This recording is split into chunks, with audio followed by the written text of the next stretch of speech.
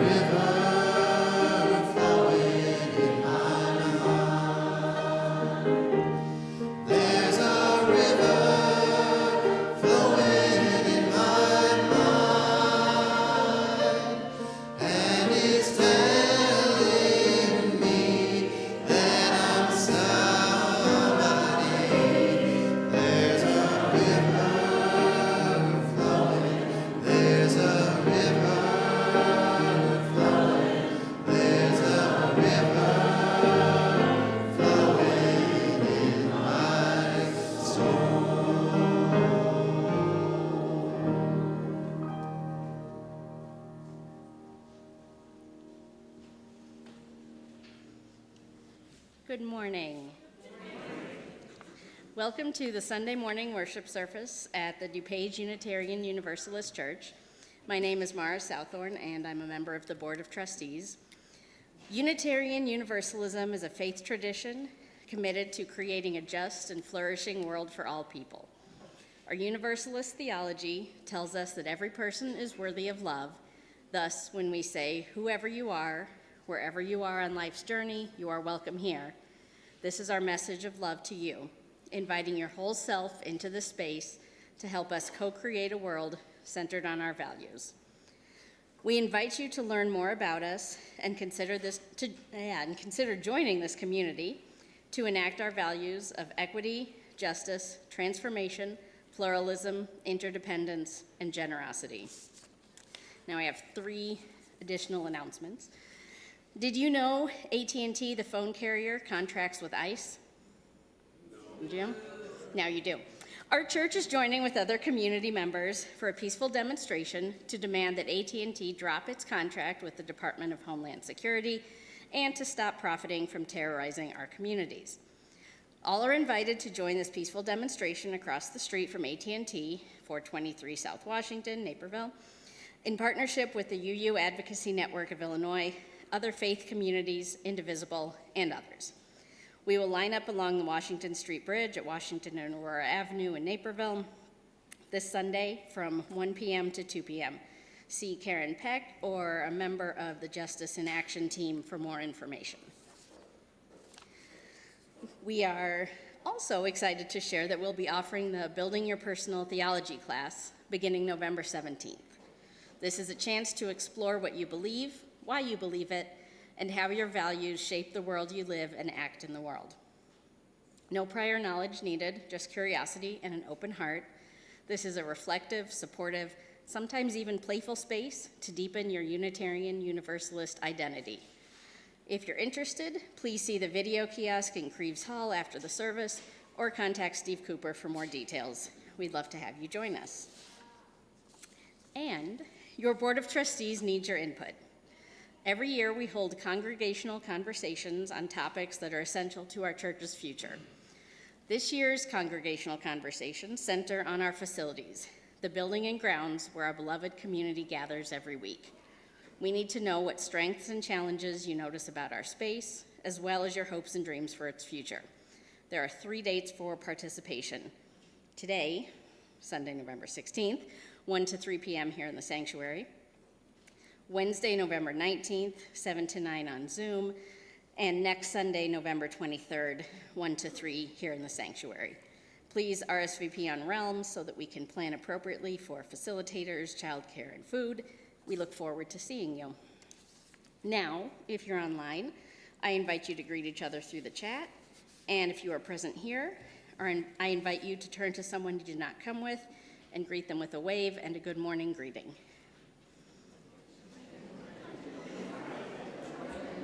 Hello, Dina Melissa. Good job.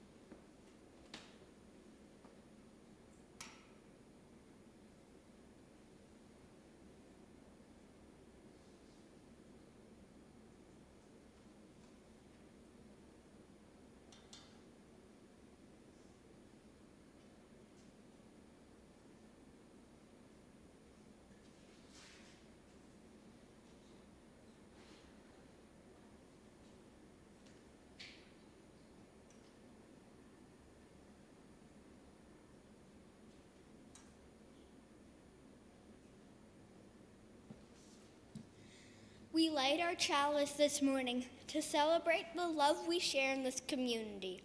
We share our love through giving to each other our special gifts, even simple gifts.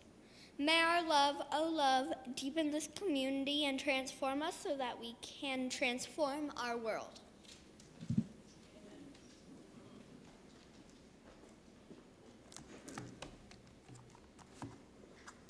Good morning. And welcome to this place of love and communal flourishing. We come together each week to worship. The term worship itself comes from the Old English worth-ship, which means that state of being worthy or to give worth to the things that we care about. For us, it is our values and principles that are our guiding light. For us, it is our mission and vision. For us, it is each other in this community. This morning, as we explore the question of what is enough, let us discover once again what we truly value and how our gifts can sustain us. Come, let us worship together. Please rise in body and spirit and join the choir as we sing our opening hymn, Simple Gifts.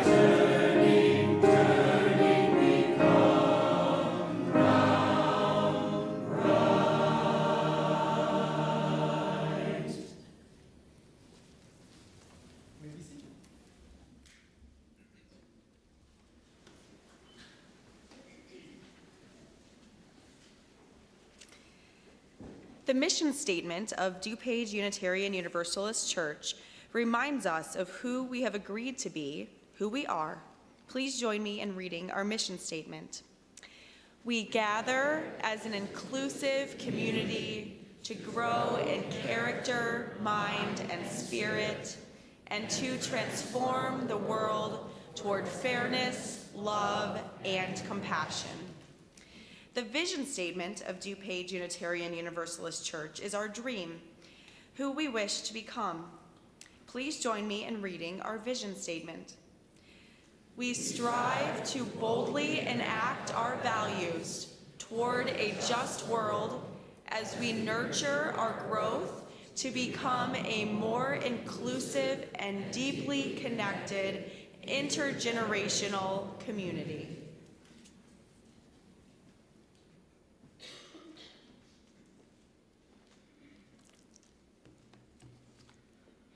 Our vision of beloved community is rooted in the relationships that we have with each other, our world, and creation. Each week we share the joys and concerns that are shaping our lives. Today's flowers were given by Caroline Bailey and Robert Scrocky in celebration of their 23rd wedding anniversary.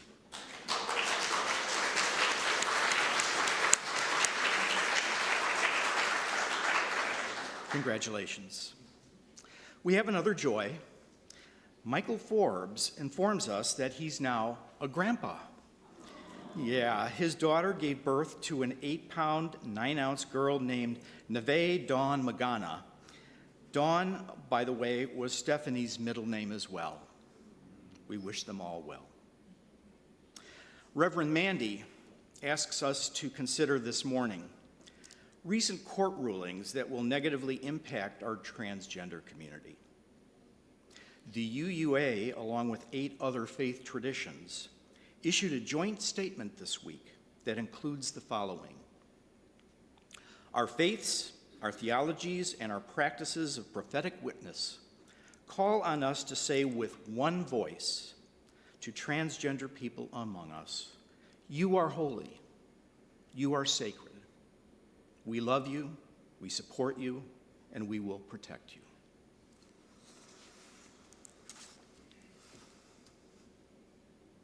Even when the cares of the world weigh on us, we find joy in the connections with each other and in the pleasures that life holds. Let us care for one another and for ourselves in all the ways we can. As we hold each other in our hearts and minds, with all our joys and all our sorrows, whether spoken or unspoken, please join together in a moment of silent meditation and prayer.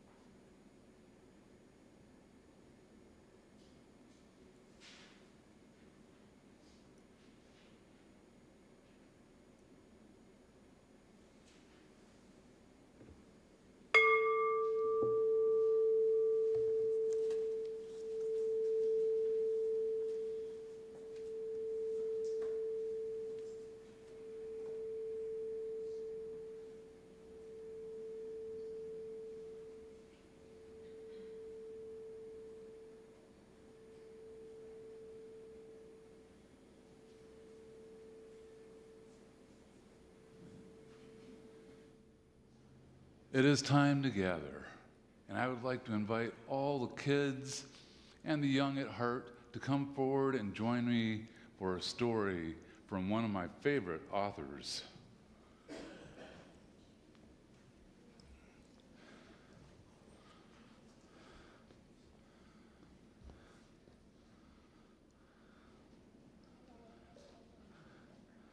Good morning. So I have with me today a friend. He looks like a miniature jet pig, right? Yeah. Yeah. Well, it just so happens that he is in today's story.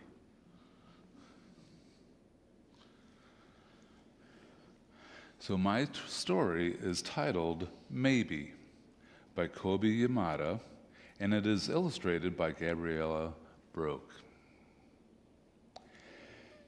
Have you ever wondered why you are here? You are the only you there has ever been and ever will be. You have so much to offer. Maybe you will invent something that no one else has ever seen before. Maybe you will build things that reach high into the sky. Your life is yours. Try as many things as you can try. See as much as you can see.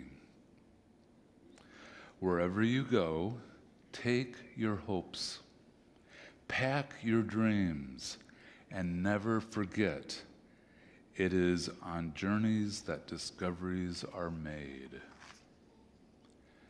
Maybe you will help others to see the beauty in each day. Or maybe you will lift cheering crowds onto their feet. Do everything with love.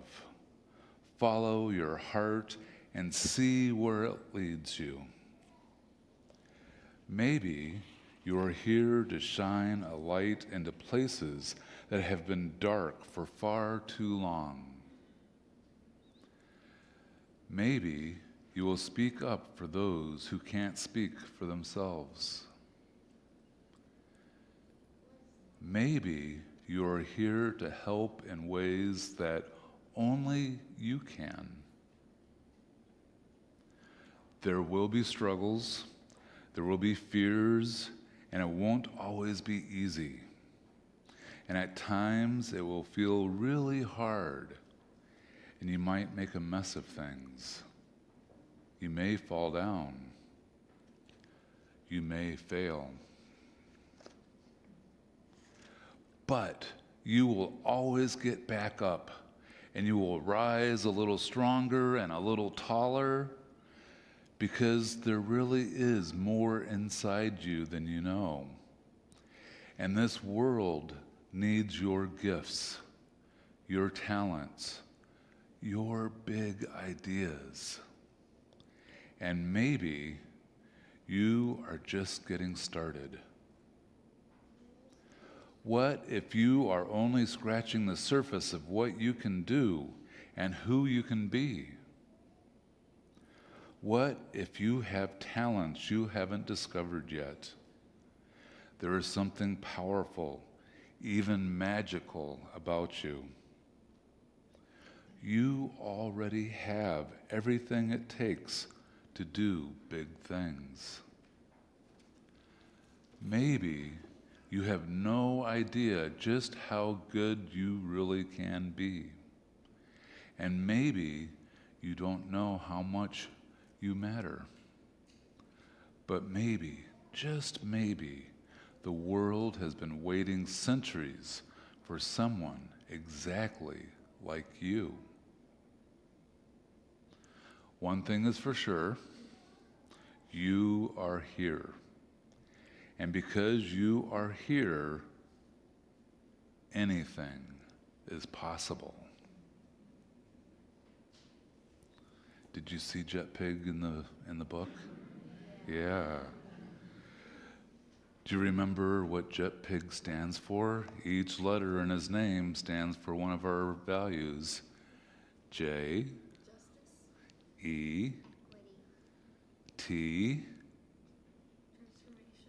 P, I, and G, generosity.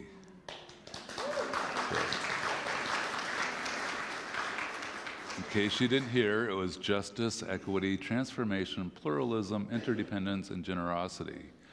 Which value do you think we talked about today in this story? Transformation. It's about changing. It's about growing from what is inside of you to going out in the big world. Yes, Ella? You forgot me, L. So, his middle name is L, so it's Jennison L. Jet Pig, and the L stands for love, because love is in the center of all the values. So in the story, all that we talked about all comes from love, but it's the transformation that happens from having what's inside of you and taking it and showing it to the world. All right, thank you for joining me for my story. Let's sing to the children.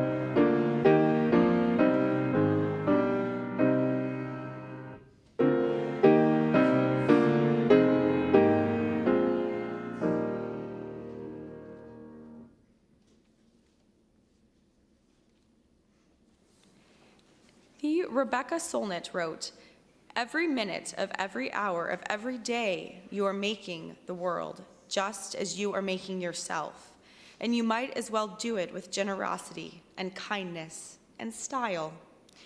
Giving of our treasure is how we reciprocate the many gifts we are given by this community and how we live our values in the world. Each Sunday, we offer our financial gifts to both this congregation and to an organization that gives life to these values and makes a difference in the world.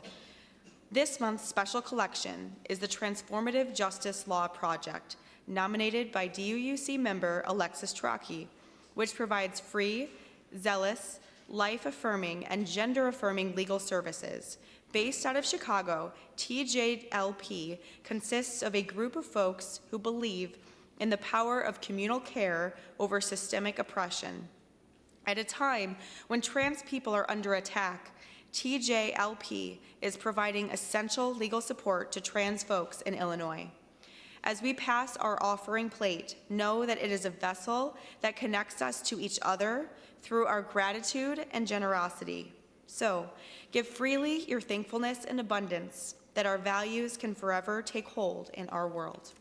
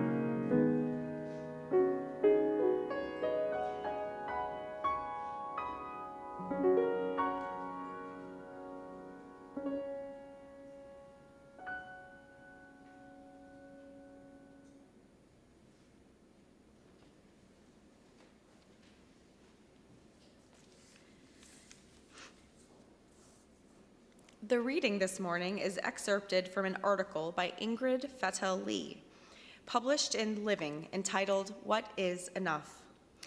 About a year after the publication of Joyful, I was in therapy talking about the anniversary. I described the feedback I'd received in the last year, the stories I'd heard, and how gratifying it was to feel like this thing I had been working on for so long was actually influencing other people's lives in positive ways.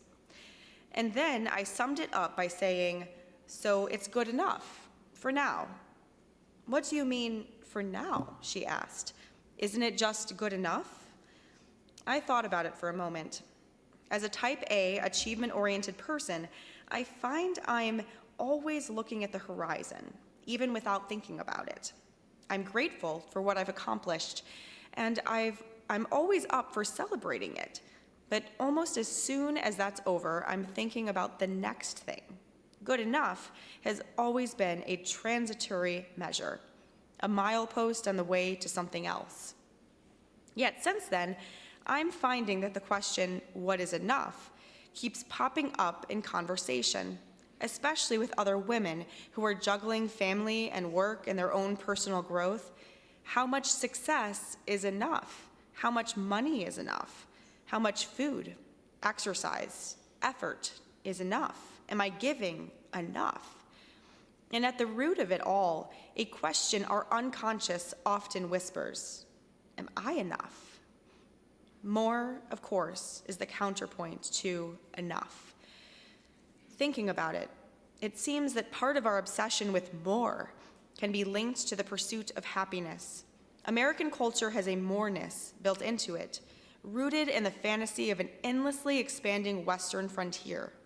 Our consumer culture links happiness to more, to acquiring the thing we do not have, the new car or shoes or home, that once possessed will complete the puzzle and make our lives enough. Except, as Mad Men's Don Draper once put it, what is happiness? It's a moment before you need more happiness. More begets the need for more. In this landscape, the lure of more is hard to resist. And the relentless pursuit of it, our own intuition around what is enough, becomes hard to hear. As soon as we start to look to others to help assess what enough is, we often end up wanting more. When researchers looked at the question of when do people feel their house is big enough, they found that people find value in a larger house only until someone on the block builds a bigger house. As soon as comparison enters the picture, it clouds our sense of enough and diminishes our joy. An antidote to the toxin of comparing ourselves to others and getting stuck in the cycle of more is gratitude. While gratitude is often touted as a panacea for all kinds of ills these days, its greatest value is as a tool for reminding us of the value of what we have. By turning our attention to the abundance in our present circumstances, it helps to fight the sense of scarcity that sends us out in pursuit of more. Just calling our attention to the question is often enough to discover that enough is closer at hand than we realized. I still struggle with the balance between knowing what's enough and my big, bold dreams. It's human to strive for more, whether it's growing a family or writing another book or mastering something new. But lately, I've realized that those two impulses, while intentioned, don't necessarily need to pull me apart. Back in that therapy session where I was talking about the first year of Joyful, my therapist asked, what would it feel like to just accept that this is good enough?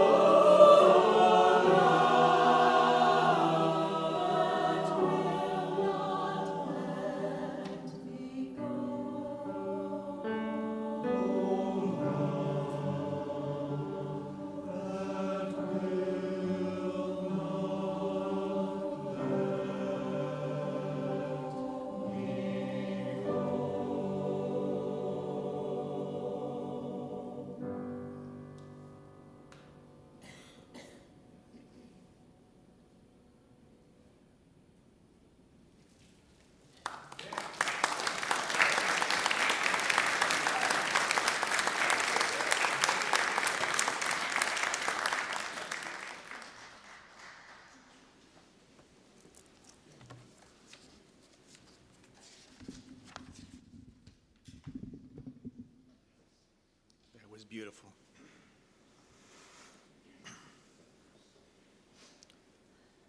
I have enough.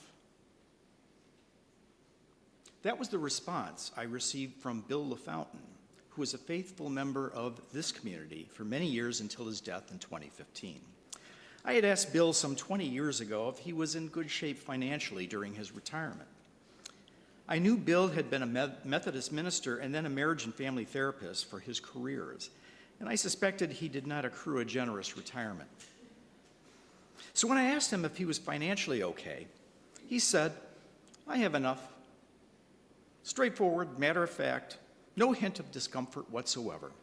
Peace, actually. Long afterwards, I wondered how much of my question to Bill was simply a reflection of me, of my worries, of my fears. Do I have enough? Will I have enough? Truth be told, and while I had a comfortable upper middle class childhood, as a young adult I felt an underlying fear, a fear that I wouldn't have enough. And to me, that was, enough money for basic bills, saving enough for college for my kids, saving enough for retirement, the usual stuff that many of us think about. But I think also what I feared most was the shame I'd feel if I didn't have enough. The shame. You see, I think built into me and maybe you, and certainly in our culture, is an underlying connection between material success and our worth, just as ordinary people. This merciless connection of money and our sense of worth is not often talked about explicitly, but it seems as pervasive to me as the air we breathe. It was definitely in my blood. As newlyweds in 1981, Linnell and I had a reasonable plan. I would be a full-time graduate student, and Linnell would carry the financial burden, compiling and editing literally 1,000-page bibliographies for the government at Argonne National Labs. Then in a few years, we'd both be able to make enough. But of course, life intervened. About the time we were married, a new administration took over in Washington, whose mantra was, "Government is not the solution, government is the problem." Linnell, along with many others, were unceremoniously erased from the government ledger, as government-funded environmental research was deemed to be a bit of a waste of taxpayer dollars. Does that sound familiar, by the way? Well, we both made significant course corrections and muddled through like so many of us do. But my fear of scarcity still persisted. In hindsight, we actually did have enough, and always have. I only wish now that my experienced self could have time traveled back to my 20s and 30s and to whisper in my ear, "You have enough. You'll be fine." But there's something more at play here than fears of scarcity. In our reading this morning, the author describes our consumerist culture that leaves many of us chasing our tails to demonstrate to ourselves and outwardly to others our worth. The effect of this is often an insatiable quest for bigger houses, nicer cars, more perfect bodies, or even more likes on social media. It's a bit like drinking salt water. When you're thirsty, the more you drink, the thirstier you get. Being comfortable is one thing, but how did we confuse happiness or spiritual wholeness with more money, more material things, or things that are just so different from what we actually may be yearning for? Connection and meaning, intimacy and ultimacy. Now, I feel a need to say from the outset, there are some among us in our community that truly don't have enough. And things really are more expensive these days. This community is here to lovingly walk with them through this bumpy road. I also want to say that I begrudge no one, and certainly no one here, for having a nice house or nice cars or who travel to far-off places for fun and learning. Quite the contrary. I like my own shiny things, and so many of us have worked hard to have the ability to choose where we live, how we live, and what we do. And part of what our members here do is give, and give some more. Not only of their treasure, but their time and their talents. It's truly inspiring to me. No, I'm more concerned about the well-being of any of us who fall victim to the chase itself, because I believe that the nurturance that we need as people often lies outside of chasing for more. And there's a cost to us when there's a disconnect between our values and what we do. According to Gallup, Americans are reporting being more depressed, anxious, and lonely, and fewer say that they are very satisfied with their lives than at any point since Gallup began asking the question 25 years ago. That's not good, is it? An extreme example of this cultural sickness is what we now see with a handful of obscenely wealthy oligarchs who have more money than the bottom half of all Americans put together. Yet they keep wanting more. More. $1 million wedding just won't do. It must be a $50 million wedding. Or have you noticed the ever-increasing sizes of their yachts? One has one 300 feet long, then another builds one 79 feet, then another 419 feet. These are their actual sizes. It seems that the chase has no end. And I wonder, do these men show that they are at peace the way Bill LaFountain showed when he said, "I have enough"? When I was kicking around the question of what is enough recently with our friend and longtime Warrenville mayor, Dave Brummel, he ended up saying, "You know, I have something the oligarchs will never have." I said, "What's that?" He said, "I have enough." Think about that. Did I get that right, Dave? Okay. Dave's comment really drives home the point that each of us has the power to decide how we think about what is enough. Each of us has to find a place of peace regardless of our bank account. And it's important for each of us to consider what we would need to embrace enough. Is the answer to believe that we are enough?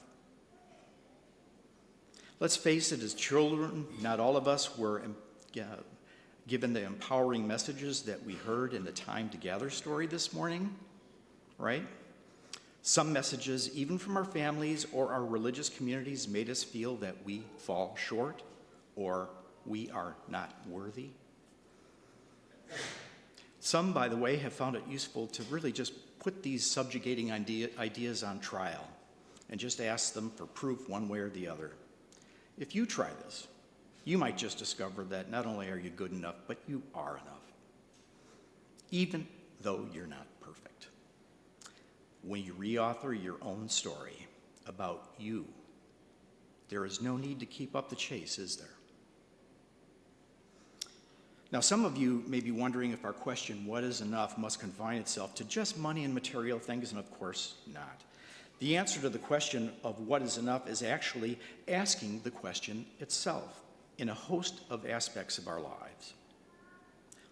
Take, for example, am I happy enough? Am I connecting with others enough?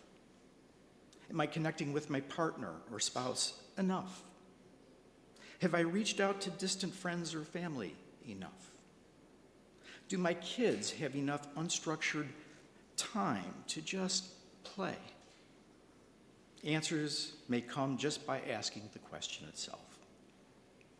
We can also apply the question to more mundane aspects of our lives, yet things that surprisingly actually do affect us a great deal. For example, our symbiotic relationship with our screens, right? They kind of dominate our lives. This past summer, our 16-year-old granddaughter was visiting us from Colorado, and she let us know that she and her cohorts in high school are now called screenagers. Can you see why? OMG, right? Truth be told, I get a report on my iPad on Fridays of my average daily use, and it's a bit shocking to me. So I think it'd be fair to call me a screen your citizen.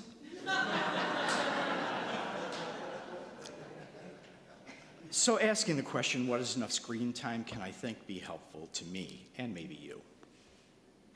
Or eating, what is enough food to eat at a meal? This one I can appreciate. The Japanese have a practice called hara hachibu, based on a Confucian teaching to eat until you feel 80% full. Those that do have lower body mass index and are healthier. Imagine that. Of course, there are happenings in our outside world where the question is important to reflect on also. Our minister, Reverend Mandy, asks, what is enough injustice that we have to see before we do something about it? And I've seen a lot of people reach that threshold in the last 6 months. Another example is considering something like our own mortality. Some 25 years ago, for what I think was his 80th birthday, I asked longtime member Charlie Barr what it was like turning 80. He looked at me and he said, I've lived long enough. I've lived long enough, matter of fact, and at peace. Another of our DUUC members, retired Fermilab physicist Frank Cole, showed the same peace when this kind of reckoning was foisted on him when he was informed that he had terminal lung cancer. What did Frank do? He had always wanted to play the piano. So he bought a baby grand piano and started taking piano lessons. He also started an international consulting business. He even began dating again. He just focused on living fully now. And when Frank succumbed to his cancer, what became of the piano?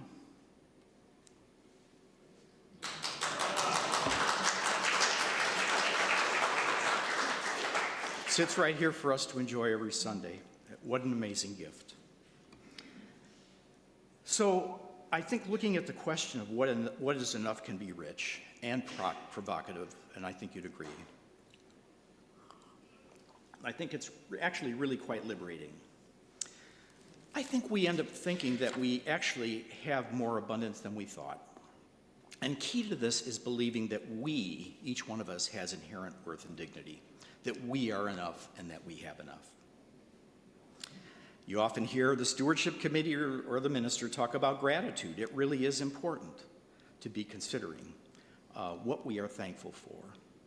And sure, we can find comfort in our shelter and our food, but also in the sun, the stars, the water, flowers, trees, but most importantly, the love that's all around us. Love with our partners or spouses, love with our kids and grandkids, love we find in our friendships, and love we find in our church. You see, love is a verb. In Bill O'Hanlon's book of the same name, he suggests that we have feelings of love inside. Love also involves decisions, and especially actions. It is what we do that builds connections and strengthens bonds. Love is a verb. This applies to how we create community here and how we transform our world. It really works. Cornell researcher Anthony Burrow found in a 6-year study when 1,200 college and high school students were given $400 no strings attached contributions to use to pursue what matters most to them. And that could be community, family, or themselves. He found that those who received the grant showed significantly increased measures of sense of purpose, sense of belonging, sense of feeling needed and useful, and positive emotions. His takeaway? Thinking about how to better community or others and taking some actions with this purpose was the key to personal well-being. Finding a purpose and doing something, even small. Yes, love is a verb. So to end, I'd like to share a story that I shared several years ago with some of you from the pulpit. It still touches me deeply. Bill O'Hanlon was a student of a revered yet unorthodox psychiatrist named Milton Erickson. Many books and articles were written about him due to his uncanny effectiveness, and Time magazine even had an article about Erickson in the 70s, the Svengali of the desert, as he lived in Phoenix. O'Hanlon recalls this story. Back in the 1950s, a former patient of Erickson's was aware that Erickson would soon be traveling to give a lecture in Milwaukee. So he asked him if he could pay a visit to his aunt, who lived there and who he was very worried about. He explained that she lived by herself. She had no husband nor children, had been in a wheelchair for a few years, and when he spoke with her on the phone, she just seemed very, very depressed. He was worried that she would just give up. Erickson agreed to look her up and did just that before leaving Milwaukee. Entering the home, it became clear to Erickson that the woman was quite wealthy. She showed him around and told him her story. She said that she used to be active in her community and in her church. But it had been difficult for her to get around in her wheelchair, and she became too embarrassed to go to church as her entering and leaving were so disruptive. As he toured the house, Erickson found each room dark and dreary, with blinds closed, really quite depressing. Finally, he reached the end of the tour and he noticed a greenhouse and nursery attached to the back of the house. He went inside and saw a bunch of tiny plants with little leaves, all seemingly taken from a large African violet.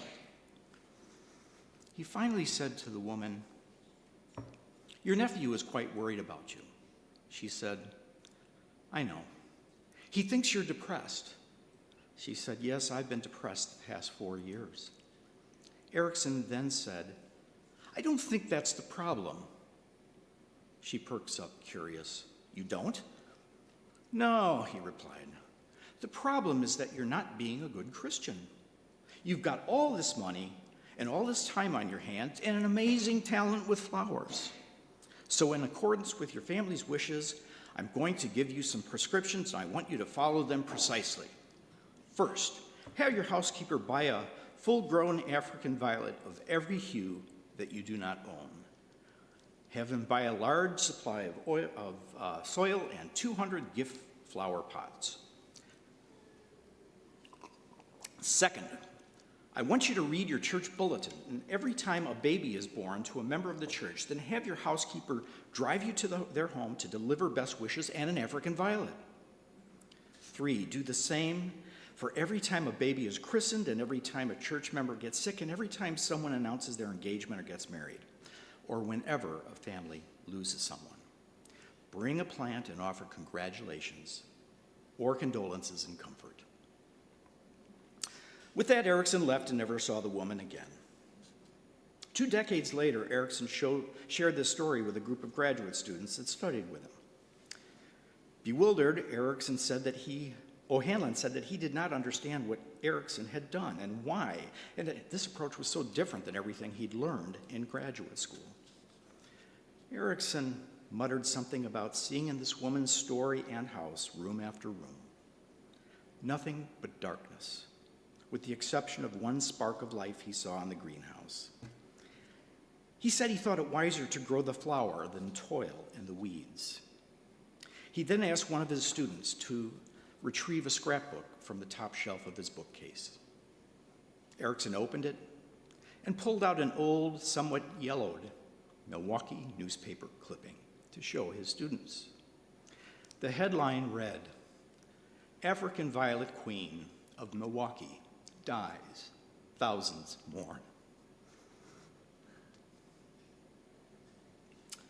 You see, for years she had done what was asked.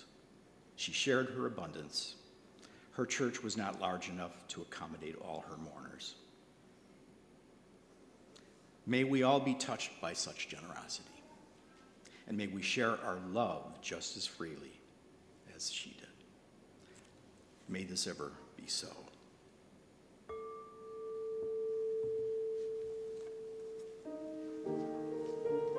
Please rise in body and spirit and join us in our closing hymn, "For All That Is Our Life."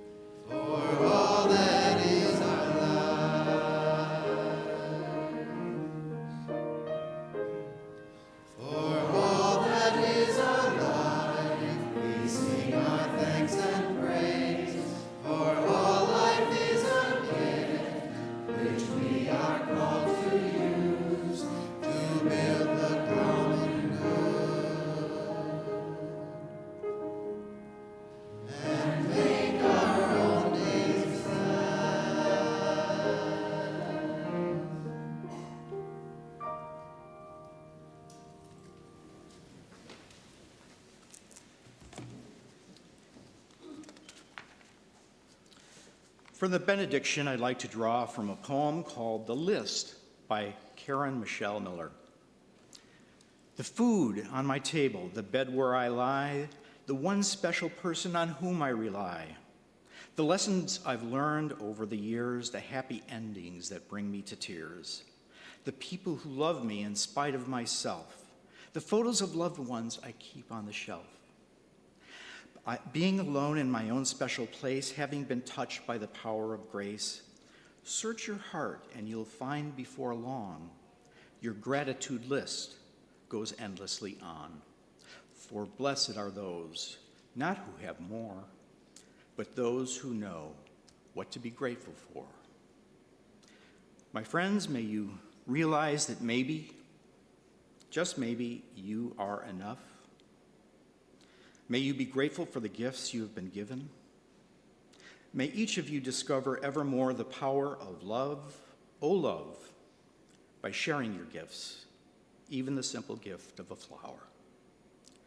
And when you all do, you and we just might create heaven right here, which I can assure you is more than enough. Blessed be.